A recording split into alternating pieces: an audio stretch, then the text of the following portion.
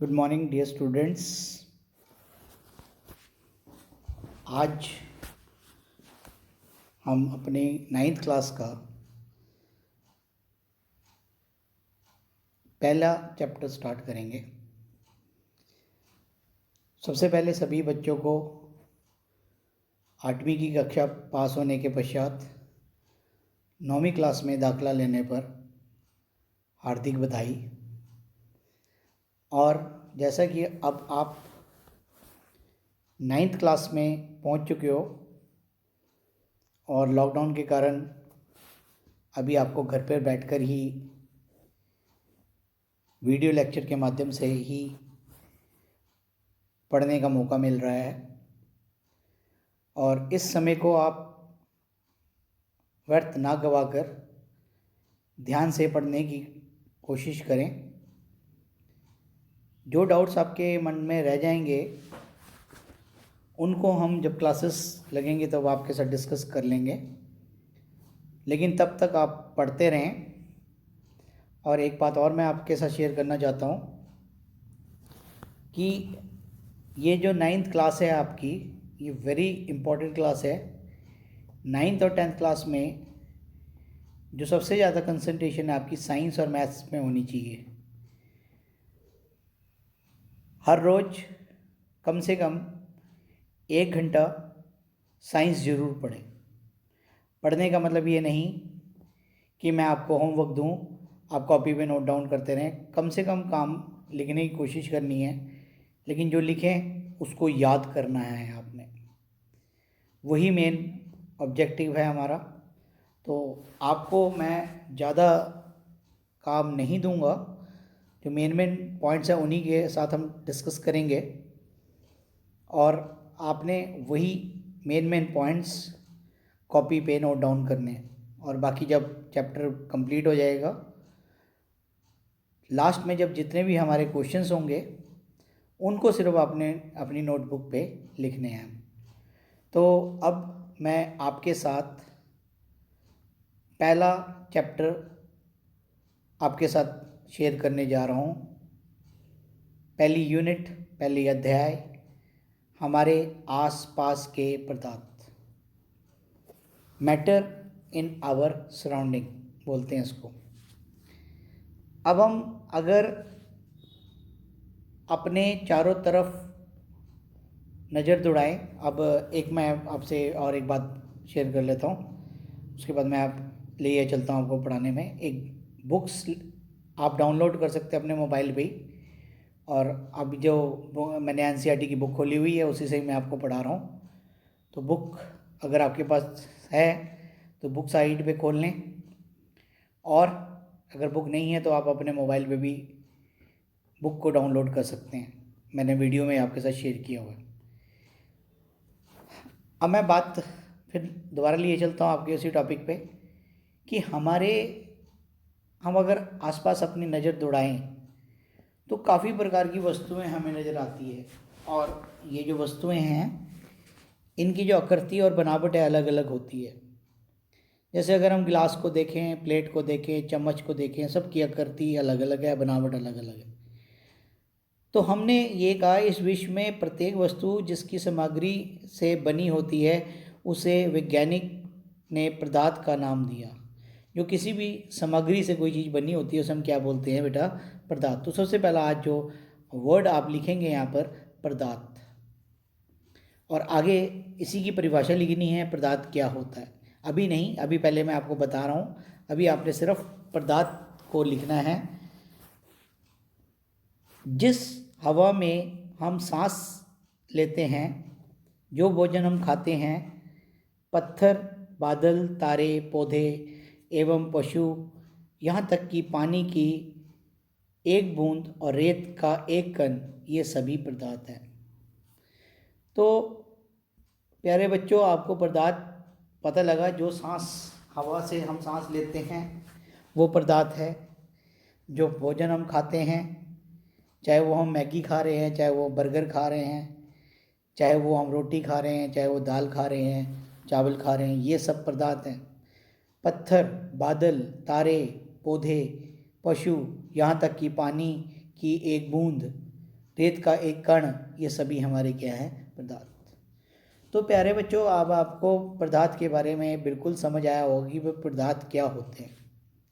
हम आगे बढ़ते हैं। एक बूंद या एक रेत का कण, ये सभी पदार्थ हैं। ध्यान देना योग्य बात यह है कि ऊपर लिखे सभी वस्तुओं का द्रव्यमान होता है और ये कुछ स्थान घेरते हैं। तो पदार्थ क्या हुआ बेटा, जिसका कुछ ना कुछ द्रव्यमान हो और वो स्थान घेरता हो, उसे हम क्या बोलते हैं, पदार्थ। तो प्यारे बच्चों, पदार्थ की परिभाषा लिखनी है। क्या होती है कि कोई भी वस्तु, नोट करेंगे आप, कोई भी वस्तु जिसका द्रव्यमान होता है तथा वह कुछ स्थान घेरता है, उसे हम पदार्थ कहते हैं। तो सबसे पहले आज हमने एक परिभाषा पढ़ी, पदार्थ क्या होता है। प्राचीन काल से मनुष्य अपने आसपास को समझने का प्रयास करता है। भारत के प्राचीन दार्शनिकों ने पदार्थ के 5 मूल तत्वों में वर्गीकरण किया, जिसे हम पंच तत्व कहते हैं। और ये क्या है, वायु, पृथ्वी, अग्नि, जल और आकाश। इसके अनुसार इन 5 तत्वों से सभी वस्तुएं बनी होती है, चाहे वो जीव है चाहे वो निर्जीव है। इसके आधार पर जितने भी 5 तत्वों से ही मिलकर कोई भी जीव या निर्जीव चीज़ें होती है, और इसको भी इन्होंने पदार्थ कहा। आधुनिक वैज्ञानिक ने पदार्थ को भौतिक गुणधर्म एवं रासायनिक प्रकृति के आधार पर 2 प्रकार में वर्गीकरण किया। तो जो हमारे आधुनिक वैज्ञानिक हैं, उन्होंने पदार्थ को उनके भौतिक गुणों के आधार पर और रासायनिक प्रकृति के आधार पर उसको 2 हिस्सों में बांटा।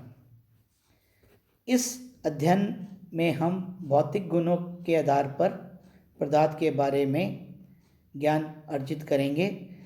पदार्थ के रासायनिक पहलू के आगे के अध्यायों में पढ़ेंगे। तो अब हम पदार्थ के भौतिक स्वरूप की बात करेंगे। जब मैं पदार्थ की भौतिक स्वरूप की बात करता हूँ तो आपको समझ आता है कि भौतिक स्वरूप क्या है, भाई देखने में कैसे है। एक होता है ठोस, एक होता है द्रव, जिसे हम लिक्विड भी बोल देते हैं, तरल भी बोल देते हैं, और होता है वायु।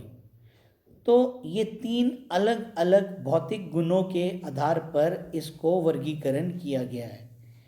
अब हम इसका पहला क्रियाकलाप लेंगे और फिर पढ़ेंगे। क्रियाकलाप में क्या करना है कि आपने एक 100 ml का बीकर लेना है और उसके अंदर कुछ जल भर लेना है और उसमें नमक या फिर शक्कर को कांच की छड़ में जल में घोलने की कोशिश करेंगे। अब उसमें क्या ध्यान देने वाली बात है कि जल का स्तर में आया बदलाव पर ध्यान देंगे। आपके अनुसार नमक या शक्कर का क्या होगा या कब गायब होगा, क्या जल का स्तर में कोई बदलाव आएगा, इन प्रश्नों को आपने सोचना है। तो प्यारे बच्चों, आपने क्या करना है, एक बीकर लेना है, बीकर के अंदर थोड़ा सा पानी लेना है, घर में आपके पास नमक है, 1 चम्मच नमक डाल देंगे या 1 चम्मच चीनी डाल देंगे और उसको चम्मच से घोलेंगे। और उसके बाद आप इन चीज़ों को नोट करेंगे कि भाई जो आपने ठोस चीज़ डाली थी उसका क्या हुआ, वो गायब हो गया, उसका परिवर्तन हो गया। और जो पानी का स्तर है उसमें निशान लगा लेना है। जब पानी लेना है आपने निशानी लगा लेनी है, स्टिकर लगा के, या कोई स्केच पेन से लगा देना है। और जब ये खुल जाता तो क्या उसके अंदर कोई चेंज आता है, ये चीज़ आपने नोट करनी है। तो अब हम आगे बढ़ेंगे।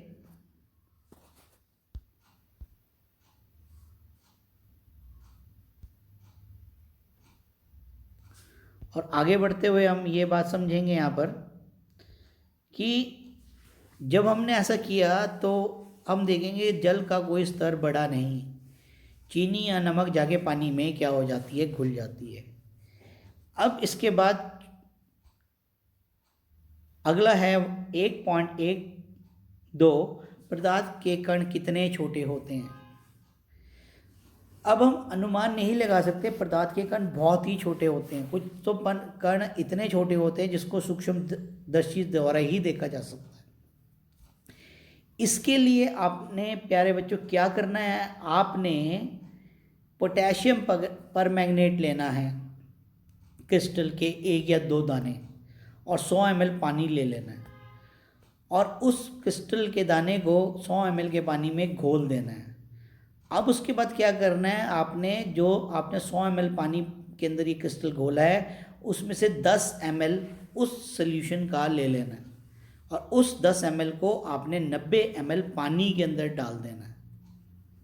ठीक है, बात समझ आ गई? दोबारा बता रहा हूँ आपको, आपने क्रियाकलाप 1.2 में कि भाई पदार्थ के कण कितने छोटे होते हैं, इसके बारे में हमने एक्सपेरिमेंट द्वारा समझने की कोशिश कर रहे हैं। तो इसमें क्या बता रहा हूँ बेटा आप लोगों को कि पोटेशियम परमैंगनेट के 1 या 2 क्रिस्टल लेने हैं, 100 ml पानी में घोल लेना है, और वो जो 100 ml पानी बना उसमें से 10 ml निकाल लेना है और 90 ml पानी में डाल देना है। फिर अब जो सोल्यूशन बनाया है 10 ml डालकर, उसमें से फिर 10 ml निकाल देना और फिर 90 ml पानी में घोल लेना है, और इस तरीके से 5 या 8 बार करना है। तो जल का जो रंग है वो आप देखेंगे धीरे धीरे धीरे कम फीका होता चला जाएगा, और लेकिन फिर भी उसका जो कलर है जामुनी कलर का आएगा। ऐसा क्या हुआ कि इसका मतलब जो कण है वो आगे से आगे छोटे से छोटे कणों में विभाजित होता जा रहा है। तो हमने पढ़ा कि जो पदार्थ के कण हैं उनको हम छोटे छोटे पार्टों में बदल सकते हैं। तो ये आपने नोट करना है अपनी कॉपी के ऊपर, कौन सी बात अभी मैं आपके सामने बताने लग रहा हूँ, ये बात आपने नोट करनी है। ये जो मैंने आपके सामने अभी दिखाई लिख के, आपको नोट कर लिया आपने, ये वाली पॉइंट, पदार्थ के कण बहुत छोटे होते हैं, इतने छोटे कि हम कल्पना भी नहीं कर सकते। तो इसके द्वारा हमने ये प्रयोग द्वारा ये बात समझी। अब 1.2 की बात हम करेंगे, अगला टॉपिक हम पढ़ेंगे, ये आपके साथ मैं शेयर करने जा रहा हूँ, ध्यान से पढ़ेंगे आप लोग। पदार्थ के कणों की अभिलक्षण गुण। पदार्थ के कण के बीच रिक्त स्थान होता है। अब क्रियाकलाप 1 और 1.2 में नमक, शक्कर या डेटॉल या पोटेशियम परमैंगनेट के कण समान के रूप में पानी की विपरीत होती है। इस प्रकार जब हम चाय या कॉफ़ी या नींबू पानी बनाते हैं तो पदार्थ एक कण के दूसरे कणों में रिक्त स्थानों में समाविष्ट हो जाते हैं और दर्शाते हैं कि एक बीच में काफ़ी स्थान होता है। तो जैसे अभी क्या कहने की कोशिश कर रहा है कि जब हम पानी के अंदर चीनी घोलते हैं तो चीनी के जो कण है वो पानी के कणों के बीच में जाकर घुल जाते हैं। इसका मतलब वहाँ पर कोई ना कोई स्पेस खाली रहता है, खाली स्थान रहता है। जैसे अगर ऐसे बस हम एक बेंच पे बैठे हैं, 4 बच्चों का बेंच है, तो 3 बच्चे बैठे हैं, तो चौथा बच्चा आगे अपने आप ही उसकी चौथी सीट पर बैठ जाएगा। ठीक है, अगर 2 बच्चे बैठे हैं तो 2 बच्चे और आगे उसमें बैठ जाएंगे। तो इसका मतलब उनके बीच में स्थान होता है जिसके अंदर वो अपने आप आकर फिट हो जाते हैं। अब हम बात करेंगे पदार्थों के कण के निरंतर गतिशील होना। इसमें अब बात कैसे करेंगे, अपनी कक्षा में किसी कोने में बुझी हुई अगरबत्ती रखें, उसकी सुगंध लेने के लिए आप इसके कितने समीप जाना पड़ता है। अब अगरबत्ती जला दें, क्या होता है, क्या दूर से ही उसकी सुगंध आपको मिलती है।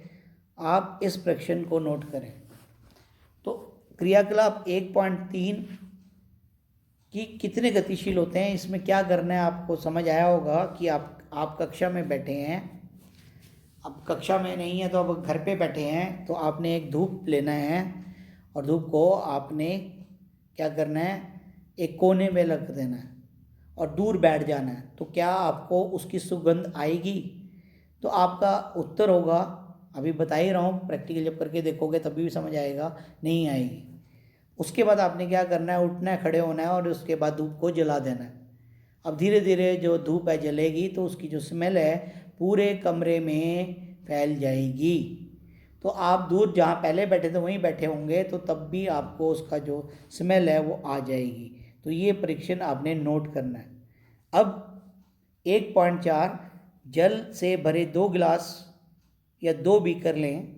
पहले बीकर के सिरे पर सावधानी से 1 बूंद लाल या नीले शाही डाल दें और दूसरे में शहद डाल दें। इनको अपने घर या कक्षा में एक कोने में रख दें और फिर नोट करें क्या होगा। आपने समझ लिया होगा 1.4 क्रियाकलाप में क्या करना है बेटा। 2 गिलास लेने हैं, उसको पानी से भर लेना है। पहले वाले बीकर में सावधानी पूर्वक ऊपर से नीले या लाल चाय का 1 ड्रॉप डालना है और दूसरे में 1 शहद का ड्रॉप डालना है। शहद पता ही है आपको। तो क्या होगा, जो नीला शाही का आप डालेंगे तो वो एकदम पूरे उसमें फैल जाएगा, लेकिन जो शहद है वो धीरे धीरे फैलेगा। ठीक है, तो ये आपने 2 क्रियाकलाप इसमें पढ़े।